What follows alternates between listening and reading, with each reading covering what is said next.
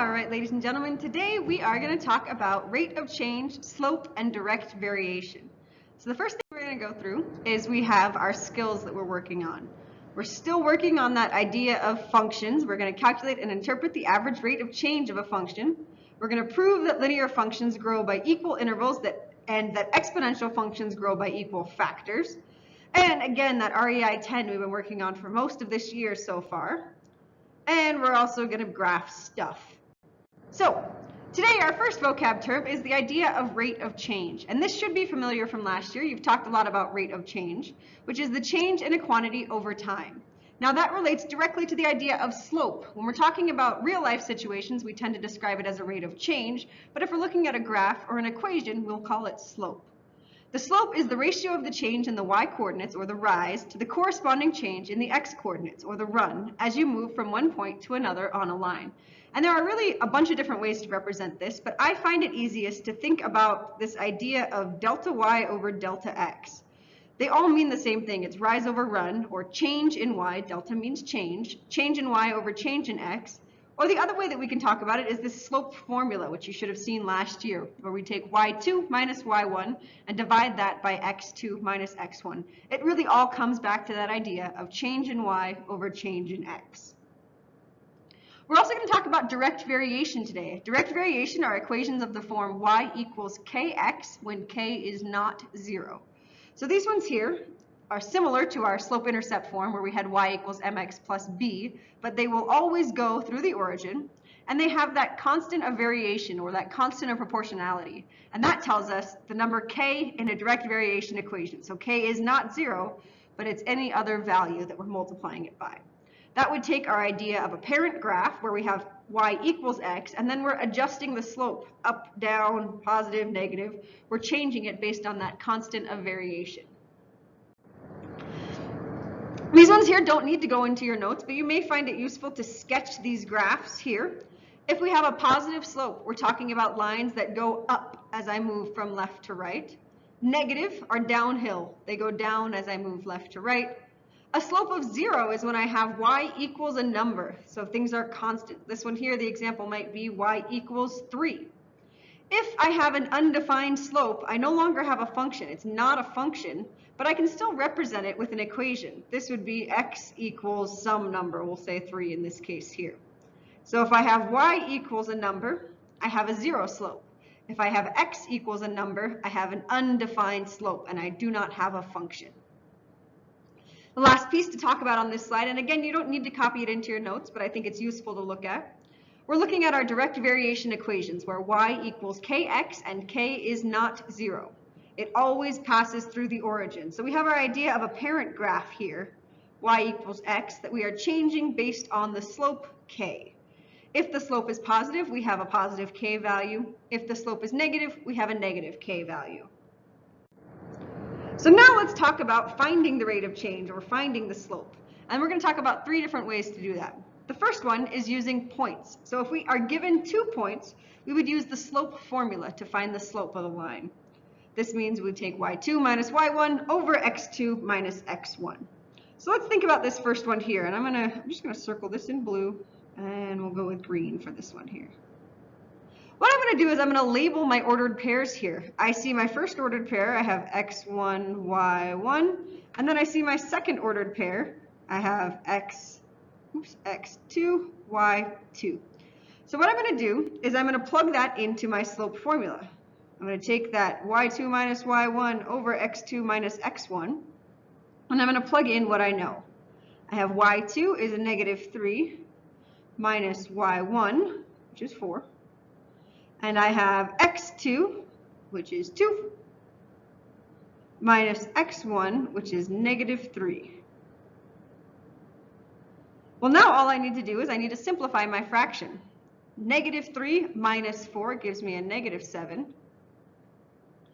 2 minus a negative 3, well, that's the same as 2 plus 3, gives me a 5. So this here is my slope. Well, now this part, second part, you don't need to write down, but what if I did it the other way? What if I called this green pair my second point and the blue one my first point? Well, if I did that, my fraction would wind up looking like 7 over negative 5. That's equivalent. Either way works. The one thing I do want to point out, though, that this is not the same as a -7 over a -5. -7 over a -5 would be equal to a +7 over a +5, which is not the same. If I have one negative, my overall fraction is negative. If I have two negatives, my overall fraction is positive. Make sure that when you're writing out your slope, you leave it as the simplified fraction. It's an improper or a vulgar fraction, but we want to leave it that way because we want to be able to see that change in y over change in x. Well, now let's take a look at the graph here. And if I look at my graph, I see that those points are labeled, so I could use the slope formula. I could pull out the pieces and plug it in. But the other way I can do it when I'm looking at a graph is I can use the idea of a slope triangle. So what I'm going to do is I'm going to take that first point and I'm going to drop a vertical line all the way down, and I'm going to take the other point and I'm going to draw a horizontal line all the way across. When I do that, I create this right triangle here.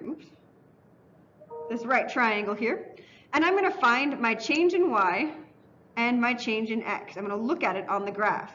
Well, if I look at my slope triangle here, I can see that my y value went from a +7 to a -1. So I have a change in y of 8. And I see my x value went from a -3 to a +3. So I have a change in x of 6. All I need to do is pop those pieces into my fraction, and I get 8 over 6. Well, I have one last step here. If I look at this line, visually I can see that it's a negative slope. So I need to make sure that I have a negative on my final answer for slope. I find it easier to do it visually on a graph. You may find it easier to use the formula. Either way works.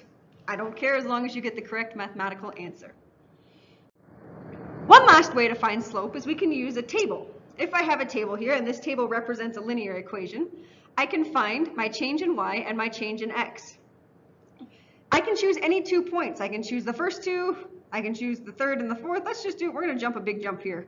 I'm going to find my change in y and my change in x between these 2 points. I'm using that big idea of change in y over change in x. So my change in y, if I'm going from 1 to 16, well, that's a change of +15. If I go from 9 to 0, well, that's a change of -9. So what I need to do now is I need to pop those into my fraction, and I get 15 over -9.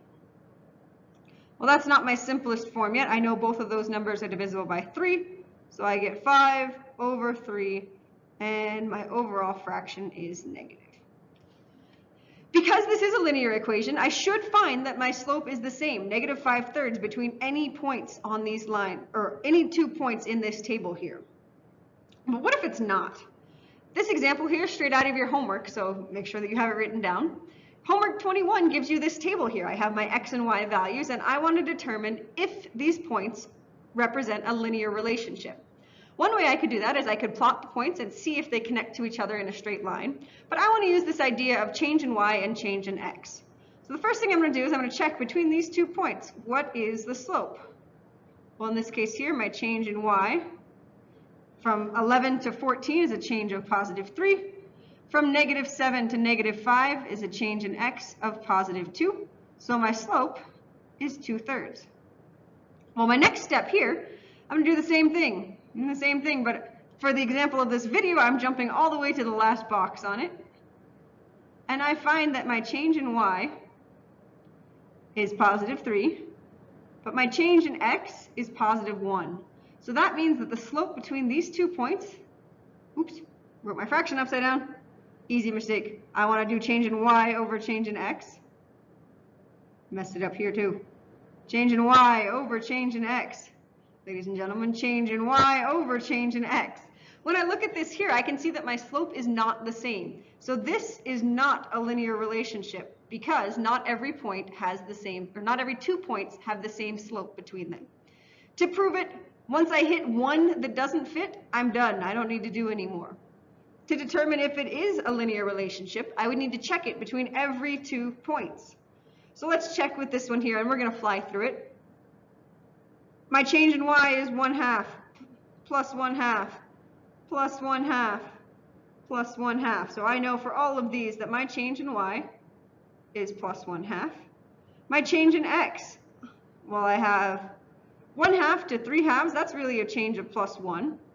3 halves to 5 halves is another plus 1. 5 halves to 7 halves is plus 1. 7 halves to 9 halves is plus 1. So this one is a linear relationship because my change, I have a change in y of plus 1/2 to a change in x of plus 1 for every single set of points on my table. Let's practice a little bit with our direct variation now. If I see this here, if y equals 6 when x equals 10, find x when y equals 18. And now some students brought up good ideas of using proportions to solve this, and that works, but I want to stick with that idea of direct variation. So I know my direct variation equation looks like y equals kx. So what I'm going to do is I'm going to take that first point that I have, which is x is 10, y is 6, I'm going to plug it in. I get 6 equals k times 10. Excuse me. Well, I can find my constant of proportionality by dividing both sides by 10, and I get 6 over 10 equals k. But I want to simplify my fraction, and I know that k is equal to 3/5. I'm going to take my equation now, y equals 3/5 x, and I'm going to plug in y equals 18. When I do that, I get 18 equals 3/5 x.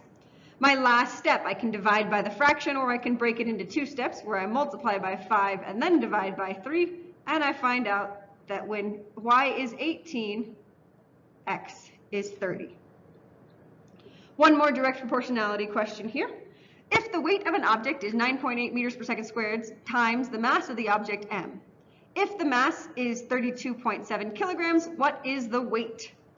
Well, what I'm going to do here is I'm going to take that equation again. I have my weight is equal to 9.8 times the mass, and this time I'm given a mass of 32.7 kilograms. So my weight is equal to 9.8 times the mass of 32.7, and I find out that the weight is, type it in on a calculator here because I forgot to write it down, 9.8 times 32.7, and I find out that the weight is 320.46. A fun little science fact here, the weight would be measured in newtons, which is the same as meters per second squared times kilograms. Not something you need to know for this math class. What I care about is that you can plug into the direct proportionality and tell me the value here. Last practice problem for your notes here is also out of the homework. It's page 177, number 39. And what we're doing is we want to find the slope of the line, or we are given the slope of the line, and we need to find a value of r that makes it true. So what I'm going to do is I'm going to start again with that slope formula, where I have y2 minus y1 over x2 minus x1 equals my slope. But the pieces that I know this time are a little different. I have x1, y1, x2, y2. So I'm going to plug in what I know. I have 4 minus 8 divided by r minus that negative 2. All I did was I took that slope formula and I plugged in the pieces that I know. I should see that my second point is kind of stacked on top of each other, and my first point is stacked on top of each other. So now I'm going to simplify. Well, 4 minus 8, that gives me a negative 4. R minus a negative 2 is the same as r plus 2. And I know that I want this to equal negative 1/2. From this step here, there's a bunch of different ways that I can address the problem. One way that I want to do it is I know that this r plus 2 is locked below that vinculum. It's locked underneath the fraction bar. So I want to multiply both sides by r plus 2. I'm just going to pick up the pieces, multiply both sides by r plus 2, plus 2. So it cancels out over here, and I get a negative 4 equals a negative 1/2 times r plus 2. I need to use the distributive property, and I get negative 4 equals negative 1 over 2r plus a negative 1. Well, if I add 1 to both sides now, we're going to jump back up to the top here, I get a negative 3 equals a negative 1/2 r. Last step, if I divide both sides by a negative 1/2, I find out that r equals 6. The other thing we could do at this step here is we could cross multiply. We'll wind up with the same answer. Or you can look at what you're given here. If I look at that -4 over something equals -1/2, well, I can use my deductive reasoning skills. I know that I need to make this equivalent to a 1/2, so I know that this bottom piece is going to have to equal 8. And so I can use my beautiful math brain here to know that r is going to equal 6. Again, many different steps once you get to this here, as long as what you're doing is mathematically legal and you can get the right answer. There are many different ways to get there. For tonight, your homework task is that page 177, 3 through 45, multiples of 3 and number 52, and then page 185, number 9, 28, 34 through 37, and 45. On these ones here, any questions where it asks you to graph, you can ignore the graphing piece. We're going to do lots of graphing practice when we start chapter 4. So I think there are a few where it tells you, especially in the direct variation, where you're supposed to write the equation and then graph it. I'm telling you, you can ignore the graph. You can sketch it in your notebook if that helps you out, but there will not be any points assigned to it on the homework key. I'm hoping that Teams is cooperating again. The assignment should post at 2 p.m. today, and then you'll be able to submit your work. It'll be due by Monday at midnight. Turn it in as soon as you get it done and graded. Thanks, guys.